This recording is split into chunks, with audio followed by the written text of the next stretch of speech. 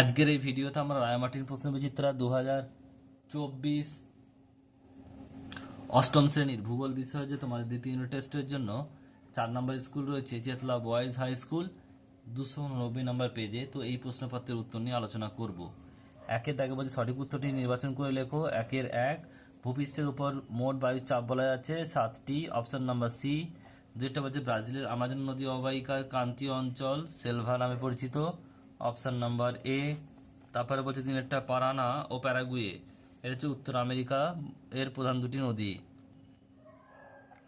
দুই দেখ বলছে শূন্যস্থান পূরণ করো। একেরটা বলছে উত্তর আমেরিকা মহাদেশের হ্রদ অঞ্চলের প্রধান খনিজ সম্পদ হলো ড্যাশ কয়লা।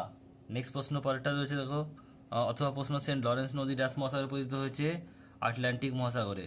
নেক্সট প্রশ্ন বলছে ড্যাশ শহরকে পৃথিবীর কসাইখানা বলা হয়, এটা হবে কি শিকাগো। তারপরে প্রশ্ন অথবা রয়েছে দেখো কর্ডিলেরা শব্দের অর্থ হলো ড্যাশ, এটা শৃঙ্খল।